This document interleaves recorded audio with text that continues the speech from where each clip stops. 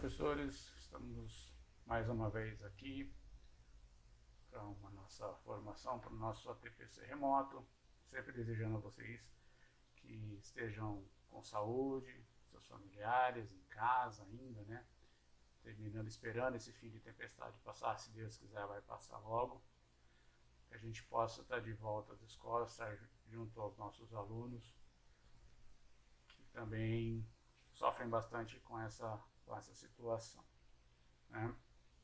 Hoje a gente vai conversar sobre algumas coisas da educação física, é bem uma conversa mesmo de alguns assuntos que eu acabei sentindo, né, de algumas dúvidas que também continuaram chegando e de conversas que eu tive com os colegas durante esse período de pandemia. É bem uma conversa mesmo, a gente está chegando já no final do ano e começa a fazer algumas avaliações, alguns balanços do que a gente viveu durante o ano, né, das coisas boas, das coisas que a gente pode aproveitar, das coisas também que a gente esquece para não ficar remoendo algumas outras coisas que aconteceram, né? Então, vamos à nossa apresentação habitual, né? Então, é bem mesmo aquilo que eu disse, uma conversa sobre educação física.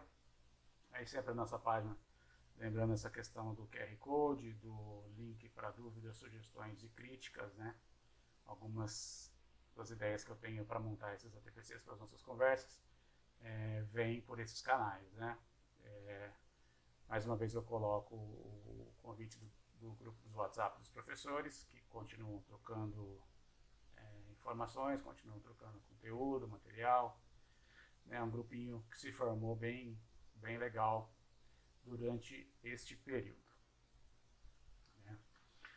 Então hoje nós vamos, a nossa pauta, a nossa conversa fala da educação física escolar em 2020, né, no que diz respeito à nossa diretoria, mais especificamente, né, dificuldades e conquistas, algumas perspectivas para 2021 baseado naquilo que a gente vem vivenciando, naquilo que eu tenho vivenciado dentro da diretoria, né, naquilo que a secretaria mais aborda no que diz respeito à educação física, né, a gente vai falar algo bem superficial sobre o currículo do ensino médio, né? São coisas que os professores alguns me perguntam, né, da questão dos percursos formativos, das competências socioemocionais, né? E uma questão dessa também do novo normal. Vou falar alguma coisinha também sobre educação física noturna, né, que esse ano nós tivemos aí uma situação diferente, né, atípica na atribuição do noturno. Vou falar um pouquinho sobre a CD, né, as atividades curriculares desportivas, e termino também falando sobre os jogos escolares e os Jogos Paralímpicos ou para-desporto, né? Vamos lá. Então, assim, a gente fala em dificuldades e conquistas, né? Algumas pessoas não gostam dessas palavras, né, desses termos, mas eu acho que é o que mais se adequa mesmo a este momento, né? Então, como eu disse, a gente conversou, eu continuo conversando com vários professores, né? Não só professores da nossa diretoria, mas professores da área de educação física, os PCNPs de outras diretorias, né? E nessas conversas que a gente tem, a gente acaba elencando algumas dificuldades, algumas coisas que foram importantes, aprendizados que foram importantes, né, nesse período, coisas que deram certo, coisas que deram errado, né?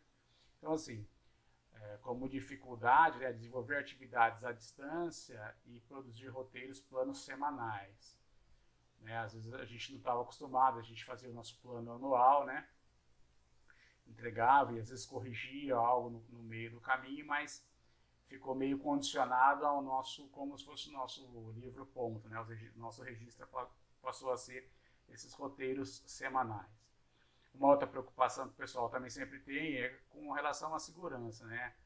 De que forma os nossos alunos estariam realizando essas práticas, né? Principalmente aqueles que são pequenos, né? Os anos iniciais. É sempre preocupante, estão sozinhos, a gente dá uma atividade, alguém cai, se machuca.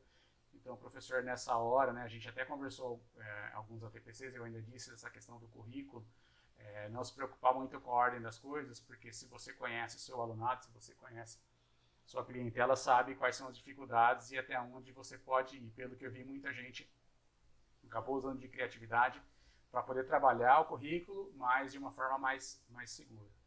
Com relação aos alunos dos anos finais do ensino médio, foi a questão da motivação, né?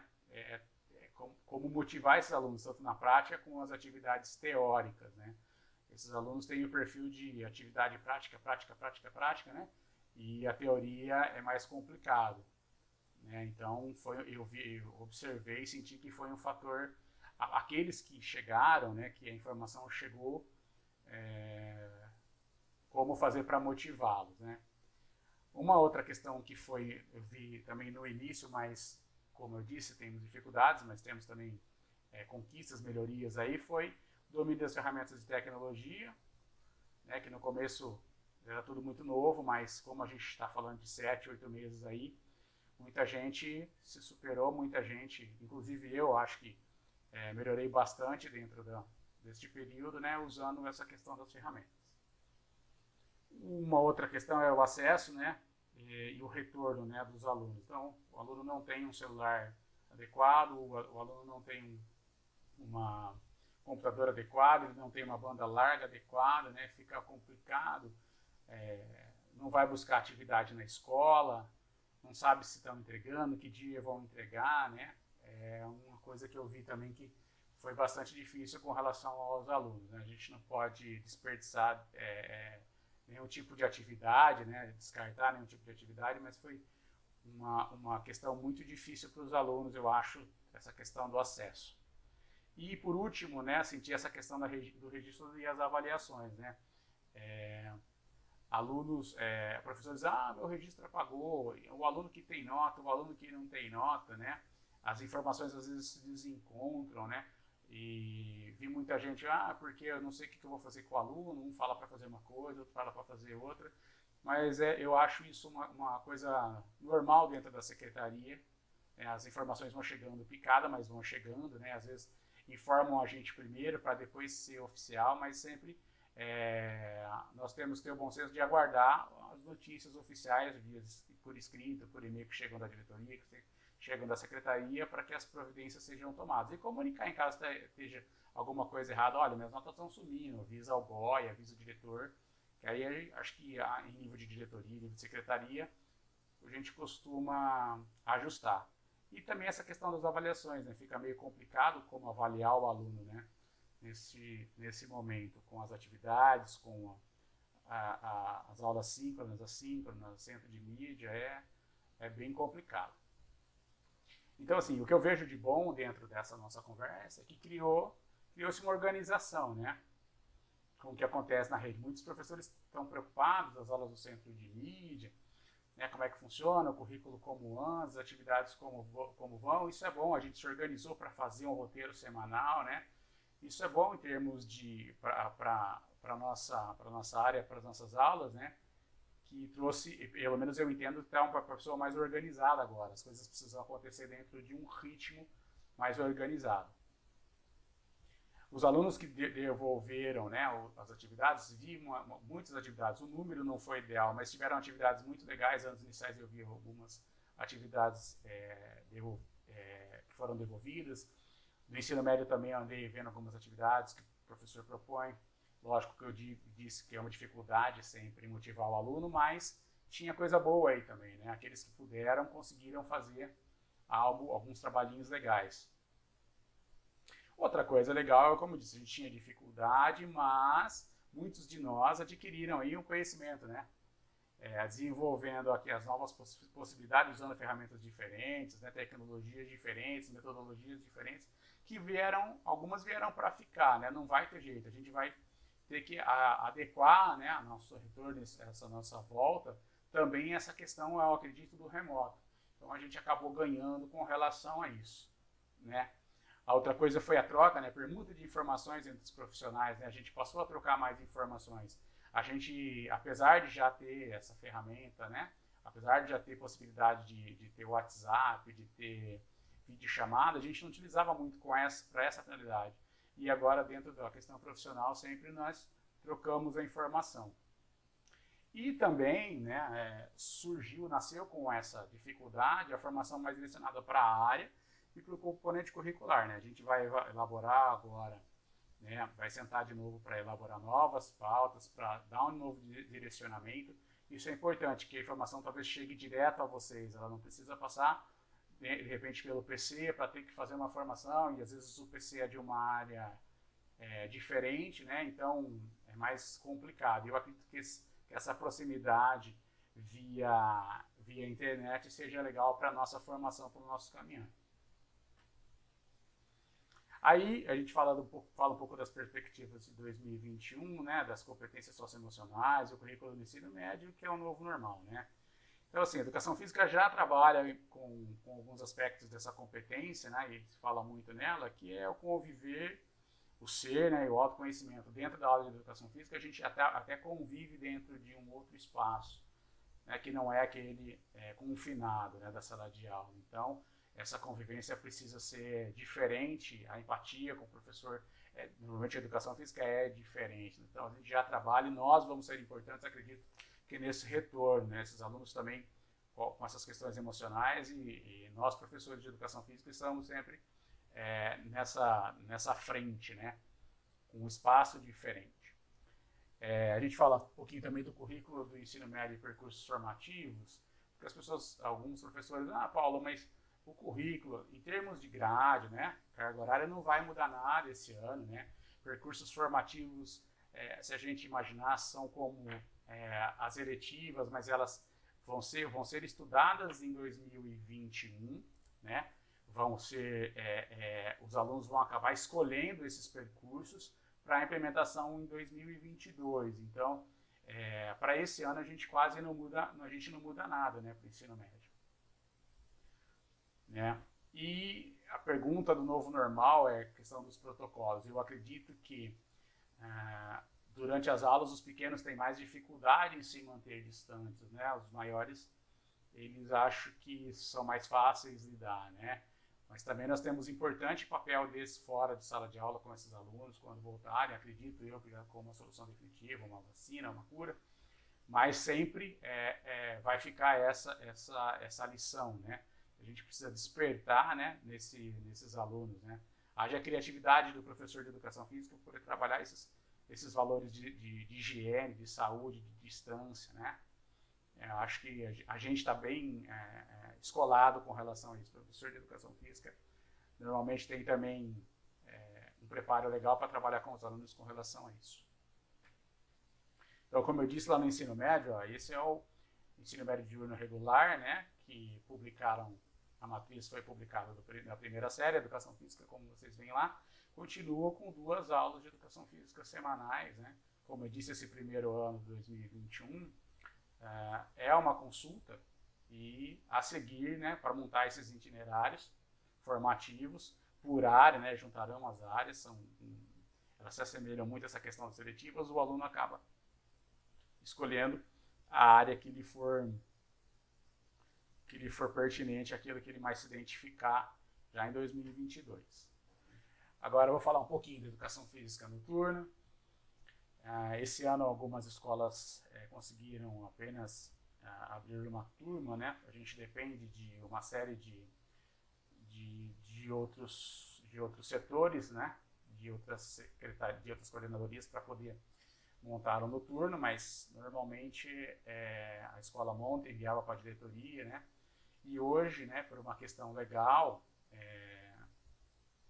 a educação física noturna ela tem alguns aspectos organizacionais, né, e que dizem respeito ao supervisor da escola. E o que diz respeito ao pedagógico, ao PCNP, que é a utilização do currículo oficial, processo e estratégia de ensino e aprendizagem, avaliação e aprendizagem. Então, assim, nós temos que fazer um parecer hoje para essa aula funcionar.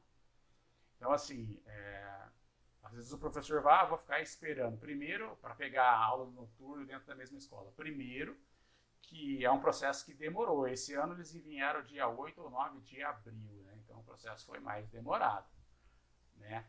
Então, assim, ela é obrigatória no noturno, a escola precisa fazer um levantamento, né? Eu estou entrando na parte legal que não diz muito respeito a mim, mas a nossa dirigente, ela usa a frase que ela é muito legalista, né? Então ela me cobrou uma postura de acompanhamento. Então, assim, essa aula, para ser atribuída, ela precisa garantir ao aluno um espaço físico para que ele possa desenvolver as atividades como um aluno do curso matutino, né? Então, a gente vai ver a possibilidade dessa questão dos caderninhos do aluno e tal, porque não tem sentido montar uma turma, né, para o cara só ir lá bater uma bola, que é como muitas vezes acontece. O ensino médio noturno tem que ser levado a sério, a questão da educação física também, até porque, levando a sério o trabalho, é um espaço que a gente acaba não perdendo, né? Então, ela tem aí as suas, eu coloquei o recorte legal por conta das orientações de como funciona. Vou falar um pouco agora, né, das atividades curriculares desportivas, né?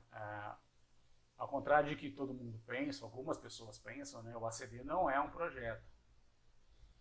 Ele não é um projeto, ele é atribuído como aula e é atribuído no início do ano, no processo inicial de aulas, né, naquela resolução inicial. Então, assim, ela é atribuída naquele momento para o efetivo, né, para poder fazer parte da jornada dela. Ele não pode ampliar com as aulas de ACD, mas pode compor a sua jornada sem problema nenhum.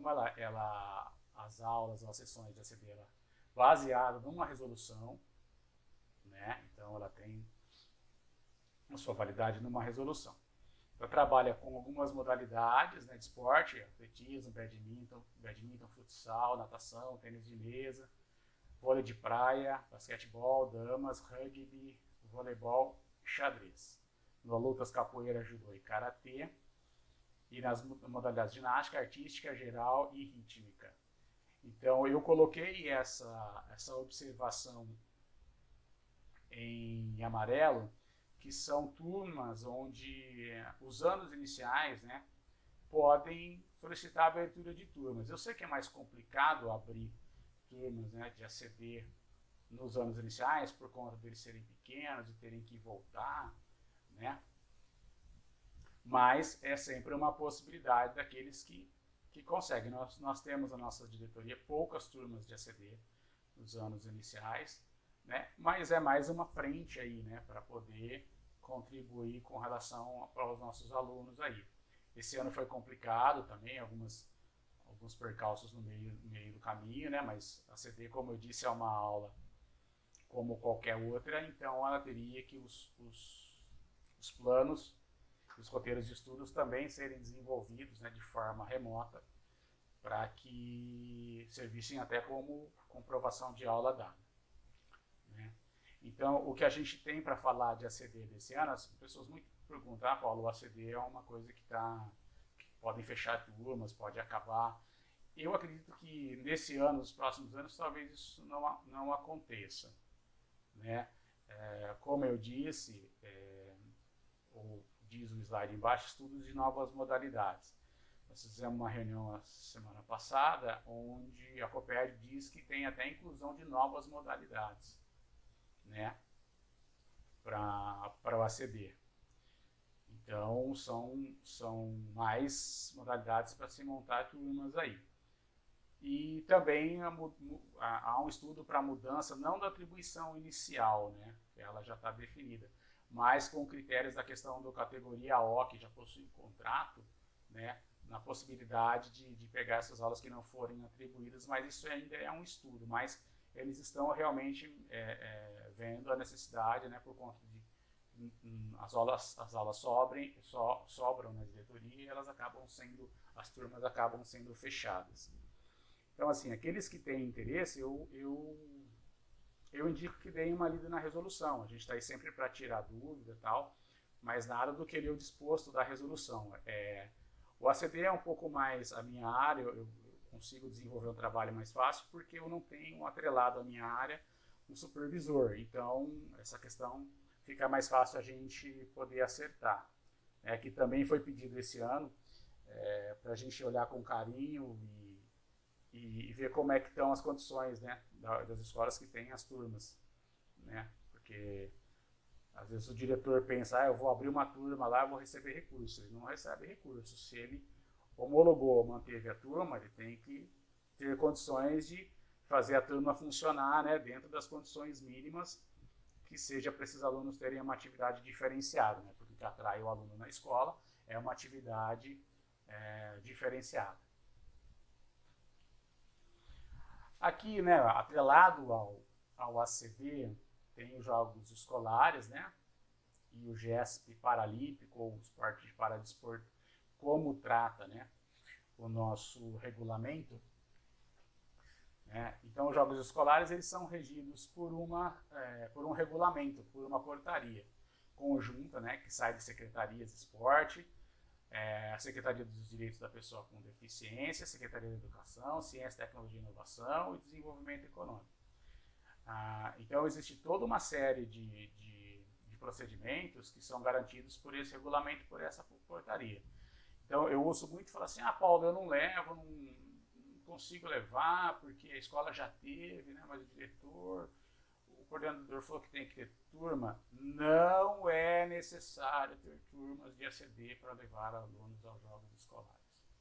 Tá? Os jogos escolares é uma oportunidade do aluno ter contato com a modalidade, de repente se tem uma equipezinha legal, principalmente no que diz respeito a dama, xadrez, o atletismo, né? Às vezes você quer dar uma oportunidade para alguns alunos, porque você tem um trabalho mais difícil, né, para desenvolver com as modalidades coletivas, mas é uma oportunidade de levar o aluno para conhecer um ambiente diferente, né, ter um dia, ter uma vivência mesmo diferente, né, ganhar visão de mundo, né, sair um pouco da escola, né, ver como as outras escolas também se comportam. Tem escolas que já são mais acostumadas, né, monta a tabuleira, por exemplo, quando vai no xadrez, os meninos do atletismo já se aquecem, então é muito legal. Para a vida deles, eu acho que é muito legal. Ele não precisa ser um campeão, mas o esporte ali, o convívio, mais uma vez, da competência socioemocional está ali, né? A gente está trabalhando sempre. A questão aí é que a responsabilidade de documentação é tudo do professor, então o professor tem que correr atrás, né? Fazer relação nominal, ficar atento no período de inscrição, né? Com essa questão de nós estarmos a maioria dentro de um grupo, a gente pode fazer isso, né? Tem uma coisa que eu queria falar, por exemplo, eu gostaria muito de ter um festivalzinho de ginástica, né? Nós temos uma turma de ginástica apenas, né? Mas independente de ter uma turma de ginástica, às vezes nós temos professores que trabalham com os anos iniciais, trabalham com ginástica, né? Seria importante a gente manter um contato para a gente poder fazer uma possível competição, aí, um possível festival que seja algo para dar oportunidade, né? E os pequenos é sempre legal, porque tem o festival de atletismo, a gente não teve esse último ano aí, mas é sempre legal poder levar, já despertar desde pequeno o hábito deles estarem nesse ambiente. Como os nossos professores sabem, nós tivemos muitas dificuldades nos últimos anos, né? Principalmente nos últimos 2 anos com relação ao transporte. O que acontece aí?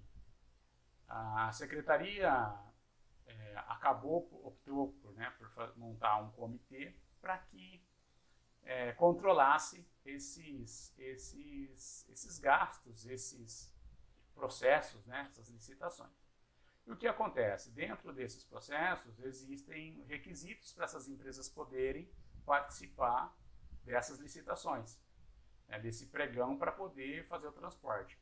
Uma das grandes dificuldades que a gente tem, e a gente continua tendo ainda, né, várias cidades aí, é que as empresas não têm uma situação legal para poder participar. Então elas têm protesto, têm uma série de coisas do qual as licitações não permitem a participação. Então a gente, quando lança o pregão, a empresa entra, vai fazer a verificação, a gente chegou até a fase de assinatura de contrato e tal, ganhou, quando foi ver, não tinha condições, a empresa tinha um protesto, tinha um processo, né?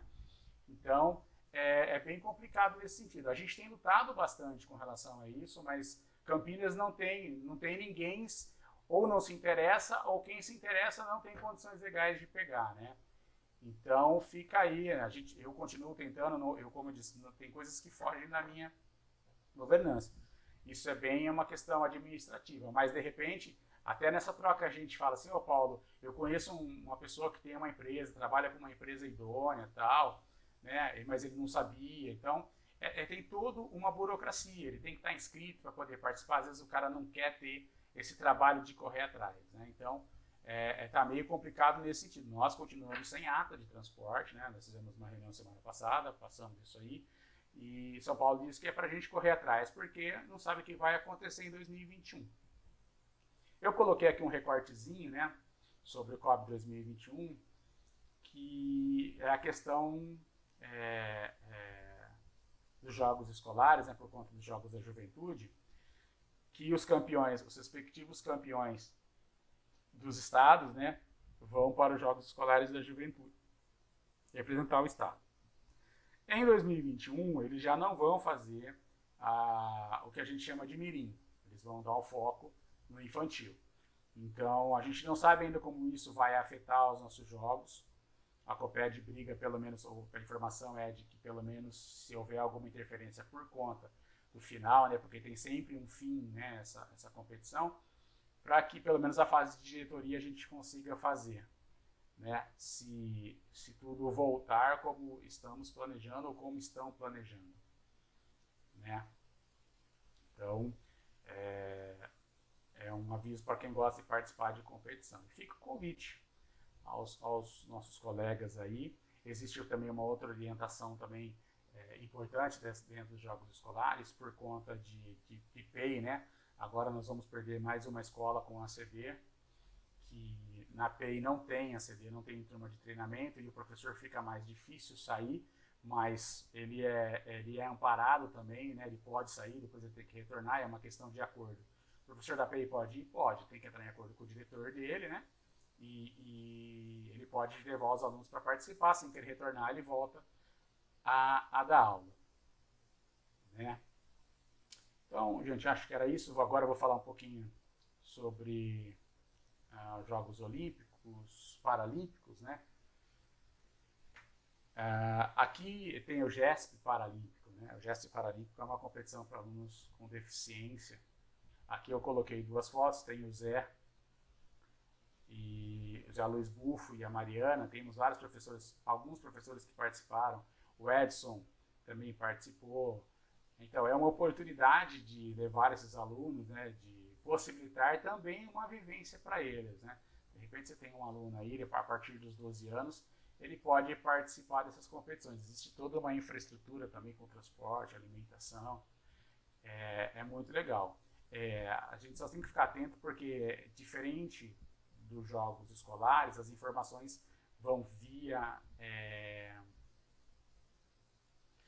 professor. Então, o professor faz a inscrição e a secretaria da pessoa com deficiência entra em contato direto com ele. Então, todo o processo rola por lá, não passa pela diretoria, mas é mais uma possibilidade. A inscrição sai junto com o regulamento dos jogos escolares. Tá? Gente, a minha conversa com vocês era mais ou menos essa. A gente tem pouco tempo aí. Eu vou deixar daqui para frente, a Mariana vai contar a experiência dela, né? Ela chegou a ir até o brasileiro, o Zé também classificou o aluno, mas o Zé, por conta, eles limitam o número de participantes, a Mariana foi como guia, né? Porque o aluno dela é deficiente visual, mais severo, e eu vou deixar a seguir a Mariana contar a história dela, contar a vivência que ela teve lá. Agradeço mais uma vez a participação de vocês. E estou à disposição, gente. Se vocês tiverem qualquer dúvida, não fiquem envergonhados, não podem, acanhados, podem me mandar mensagem no grupo de WhatsApp, tem meu telefone, pode me ligar. Eu ainda estou em trabalho remoto, por fazer parte do grupo de risco, eu não voltei à diretoria ainda, tá? Então, mas precisando de algo, pode entrar em contato, não tem problema. Se eu puder ajudar, farei aquilo que for possível, ok? Um abraço a todos e muito obrigado. Oi, pessoal, tudo bem?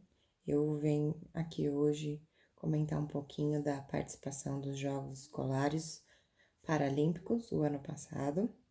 Foi muito bacana, eu levei um ex-aluno meu deficiente visual, então começou tudo com as inscrições em março, teve toda a documentação certinha, laudo médico, laudo oftalmológico, porque ele era de baixa visão.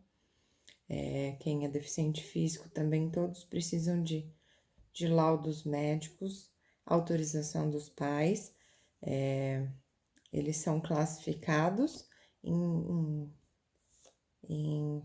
aptos e não aptos, né? Porque nem todas as deficiências são aceitas, né? A baixa visão, ela tem critérios bem definidos, que é um assunto para se trabalhar um aprofundamento maior. E as inscrições foram em março, como eu disse, e os jogos escolares, a fase estadual aconteceu em setembro do ano passado. Então, eles dividiram as categorias, né? As faixas etárias, os tipos de deficiência e fizeram todo um cronograma de classificação, né?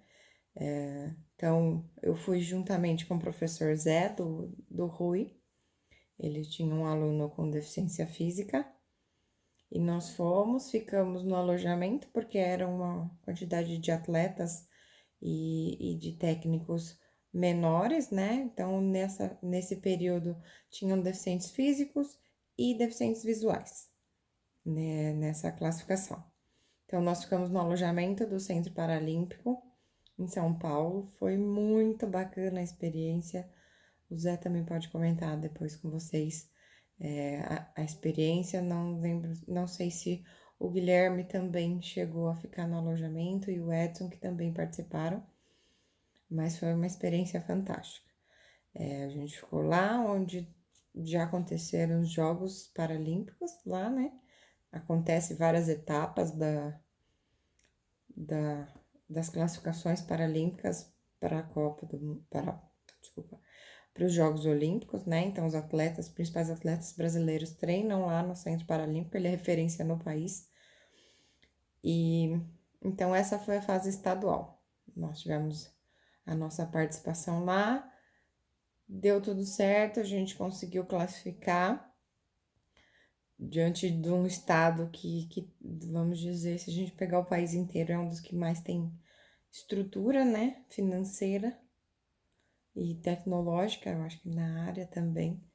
E a gente passou essa etapa e a próxima etapa foi as Paralimpíadas Escolares, que aí encontrou com todas as outras delegações do país. Então tinha gente de norte a sul.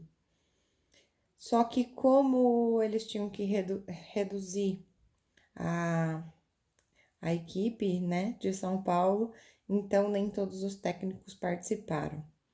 No caso, eu acabei indo como atleta guia do meu aluno, porque a princípio eu tinha sido classificado como B12, mas na classificação funcional, no pré-competição, ele foi classificado como B13. Então, B11 para deficiente visual é cego total, B12 é parcial, mas enxerga somente vultos, e B13 tem percepção visual um pouquinho maior, né? Então, no caso, meu aluno do olho direito, ele não enxerga nada, mas do esquerdo ele tem uma percepção de um pouco mais de um braço. Então, ele foi classificado como B13.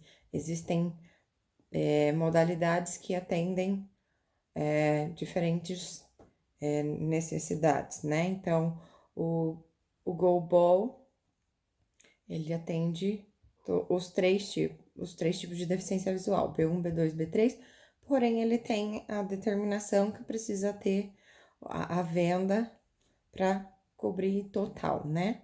Tem o tampão e a venda. No caso do futebol de 5, a exigência é que o atleta seja B11.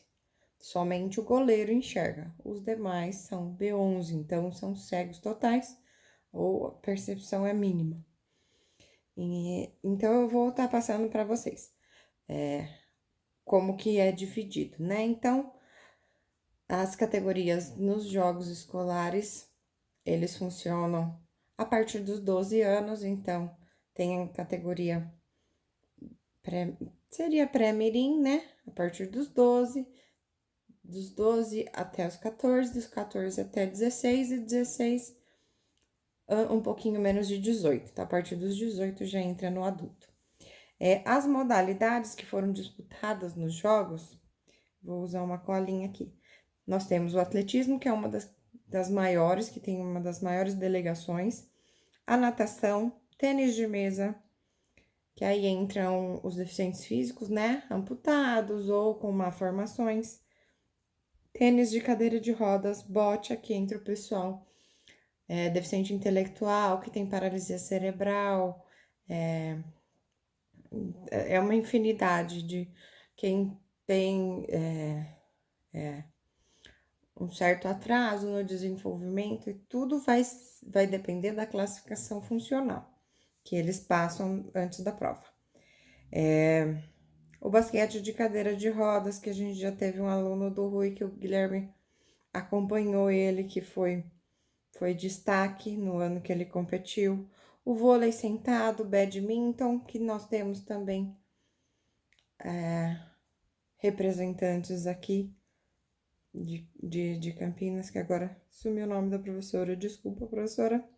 O futebol de 5, que é de cegos. Futebol de 7, que é para deficientes físicos. O goalball, que é uma modalidade única que não é adaptada. Ela foi criada para deficiente visual. E o judô, tá? Essas são as modalidades que são competidas nos jogos paraescolares, né? As Olimpíadas paraescolares. E aí, quando a gente foi participar da fase nacional, foi incrível. Sim, é uma experiência surreal que eu acho que todo mundo deveria participar, ter a oportunidade de participar, porque você vê crianças que, se a gente olha e fala, coitada, né, olha, não tem o braço, ou então, como é que ela vai fazer? Crianças cegas, que uma ajudava a outra, o que mais enxergava estava conduzindo os outros 3, que punha a mão no ombro e saía caminhando pelo Centro Paralímpico. Quando a gente foi almoçar, tinha uma menina, não lembro de qual estado, ela não tinha os braços, ela estava na cadeira de rodas, ela virou o pé e o pé era o apoio do prato dela, e o pessoal ia ajudando, um ajudando o outro, sempre muito solidário. Foi incrível essa vivência e poder participar de tudo isso. É por isso que eu acho muito válido a gente estudar e se aprofundar nessa área, porque eu acho que ainda falta muito conhecimento e confiança da gente fazer esse trabalho, mas é possível, todo mundo é capaz. Então, fica essa minha sugestão. Tem um curso pelo Impulsiona, né, que eu já divulguei algumas vezes no grupo, e ele tem o curso do Movimento Paralímpico. Vale a pena fazer. O CPB, que é o Centro Paralímpico Brasileiro, constantemente tem feito cursos, aproveitando agora esse período de quarentena. Então, eu fiz a habilitação técnica de paraatletismo agora no mês de outubro. No mês de setembro, eu fiz a formação de arbitragem de atletismo paralímpico também. Então, isso vai habilitando e vai ampliando o nosso conhecimento. A classificação, ela é bem criteriosa e eu acho que, assim, vale a pena a gente ter o mínimo do conhecimento para trabalhar e para poder também reconhecer esses potenciais e divulgar para quem sabe a gente descobrir um futuro atleta paralímpico nas nossas aulas, né? Então fica a minha sugestão. Foi sugestão do Paulo de estar fazendo esse vídeo para apresentar para vocês um pouquinho do esporte paralímpico que a gente consegue trabalhar desenvolvendo isso através da escola. Gostaria de parabenizar também os professores que já participaram dos jogos e que foram um incentivo para a gente estar hoje tendo esses representantes, tá bom? Um forte abraço, uma ótima semana para vocês.